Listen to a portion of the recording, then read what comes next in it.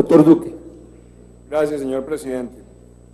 Yo quisiera referirme a la ponencia mayoritaria en el contexto de la situación económica que está viviendo Colombia. Nuestro país está viviendo una de sus mayores desaceleraciones de los últimos años. Estamos viendo niveles de crecimiento que deberían empezar a prender muchísimas luces de alerta y que venimos advirtiendo de tiempo atrás.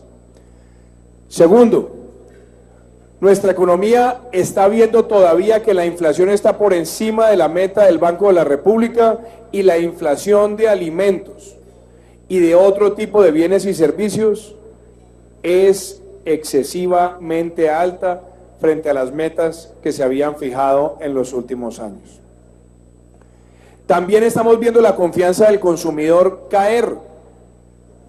Después de 3 años con una devaluación de más del 47%, donde se nos había prometido la recuperación del aparato exportador, la verdad es que no se está levantando cabeza. La inversión extranjera directa en el país también viene en desaceleración y mucho más en aquellos sectores que siguen siendo determinantes en una buena parte de la actividad económica y del aparato exportador. Y obviamente todo esto cae en un ambiente donde la clase media emergente, que ha hecho una transición a mayores niveles de ingreso, se está viendo también afectada. Con esas premisas, yo quisiera plantear aquí algunos aspectos críticos sobre esta ponencia, empezando por el aumento del IVA en 18 puntos o 18%, es decir, 3 puntos porcentuales, llevándolo al 19%. ¿Qué artículos van a tener un IVA del 19%? ¿Qué bienes, qué servicios? Importante que todos reflexionemos sobre ello. Los artículos de aseo personal, los artículos de aseo para el hogar, los electrodomésticos, el vestuario. En una economía que además sigue siendo informal en su gran mayoría, va a generar más incentivos a esa informalidad y va a tener efectos regresivos en las familias de más bajo ingreso y en la clase media emergente, sin tener ningún mecanismo para contener esa regresividad. Entonces, ese aumento que se propone, ni siquiera haberlo contemplado de manera gradual, me parece que va a tener una afectación demasiado grande para nuestra sociedad. El gobierno ha tratado de decir, y aquí voy al segundo punto, que esta reforma va a ser muy importante para el desarrollo empresarial. Claro está, en las últimas 2 reformas llevaron las tarifas corporativas a niveles muy altos y se ha tratado de justificar que la propuesta que hay va a hacer las tarifas corporativas mucho más competitivas. Pero la verdad muestra otra cosa, doctor Chacón. Basta con ver el informe de la Comisión de Expertos Tributarios para darnos cuenta que aún con la tarifa del 34 y del 32, sin hablar de la sobrecarga, nuestro promedio de renta corporativo va a estar más alto que el de la región, el de América Latina y el Caribe, más alto que el promedio de renta corporativa mundial y ligeramente cercano o un poco por encima al promedio de Norteamérica. Y fuera de eso, estamos aumentando la renta presuntiva del 3 al 4% cuando esta figura arcaica está desapareciendo en muchísimos ordenamientos tributarios. Y estamos contemplando impuestos a los dividendos de más de 30 millones de pesos con la misma tarifa del 10% si el dividendo es de 30 millones o es de 2.000 millones. Eso que es amarrar es lo que yo llamaría el segundo y el tercer punto, pues nos muestra que nosotros no estamos resolviendo los incentivos para la inversión que necesita tener un país como Colombia e inversión corporativa para generar empleos de carácter formal. Tener para quien está invirtiendo en empresas, en la formación bruta de capital empresarial en el país, una tarifa de dividendos del 10%, con una tarifa corporativa del 32% y una renta presuntiva del 4%, es totalmente disuasivo de la necesidad que tiene el país de generar una inversión dinámica en materia empresarial. Ahora bien, cuarto punto, aquí se ha hablado de las zonas francas, aumentar la carga de tributación al 20%, y se argumenta que es que el 15% es muy bajo. Pues revisemos muy bien cuál ha sido la política de zonas francas que ha tenido el país, y la política de zonas francas han sido un mecanismo para atraer inversión calificada a Colombia.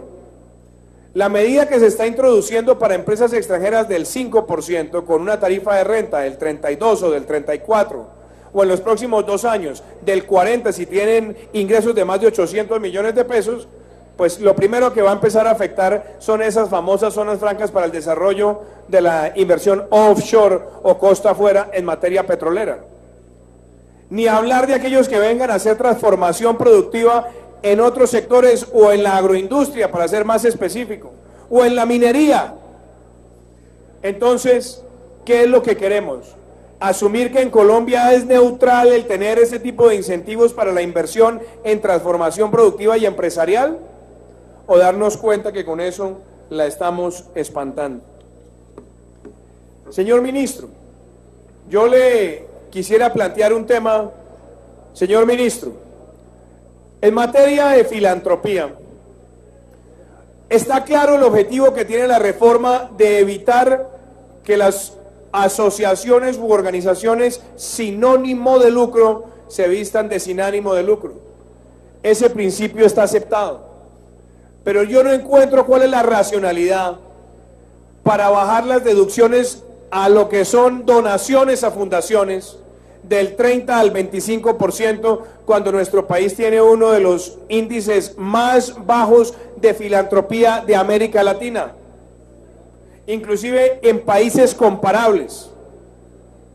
Esa medida lo único que va a hacer es también disuadir que el tercer sector pueda recibir más recursos de donaciones para actividades de innovación social, inclusive en las zonas apartadas del país donde se quieren hacer grandes transformaciones.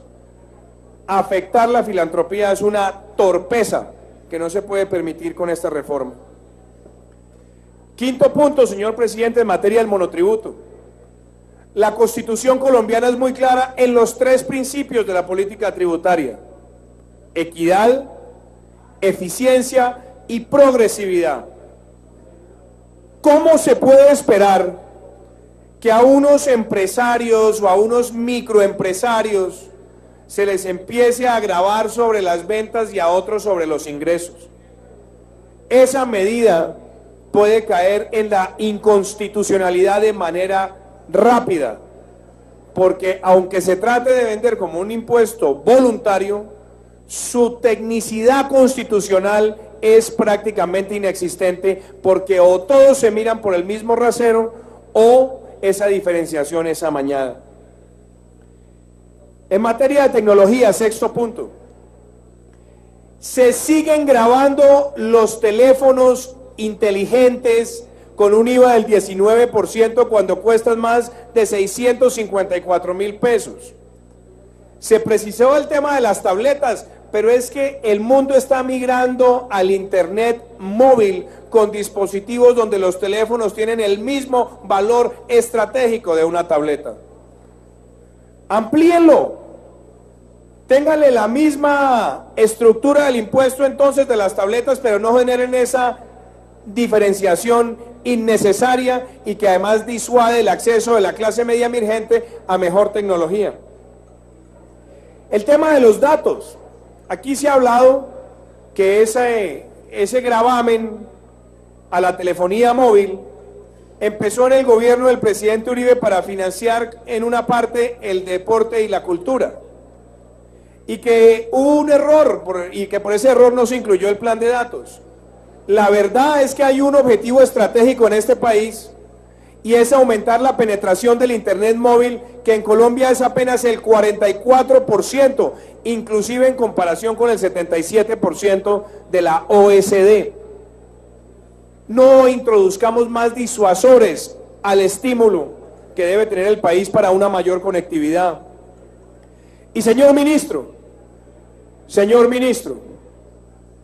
el tema del software en Colombia también hace parte de una discusión estratégica, porque el 51% del software que se consume en Colombia es pirata, y ahora le van a poner un IVA del 19% al software, en un país donde ese software pirata afecta la competitividad y la productividad de quienes lo están consumiendo, especialmente aquellos negocios que por esas distorsiones de precio tienen que llegar a él.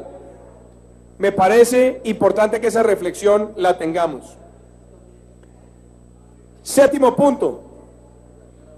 Estamos de acuerdo con que se vaya mejorando la capacidad de la sociedad de reducir el tabaquismo. Estamos de acuerdo con que uno de los mecanismos para afectar ese tabaquismo es la vía tributaria. Pero en un mercado donde hay tanto contrabando, pensar en un aumento del 200% en solo 2 años puede generar más incentivos a ese contrabando.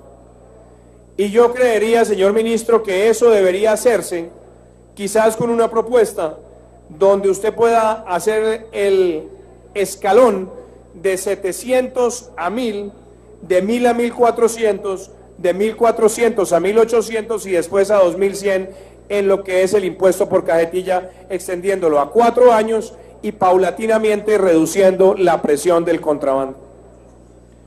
Y déjeme cerrar con este tema sobre el cual no he escuchado a nadie pronunciarse, y es la forma en la que se van a gravar los ingresos brutos de las notarías en Colombia. Los servicios notariales en un país como Colombia son fundamentales por la fe pública, por los trámites que representan, y si se piensa pasar de un gravamen del 10 al 15% por los ingresos brutos, ese incremento también se va a ver reflejado en la penetración del servicio y obviamente en lo que va a pagar el consumidor final.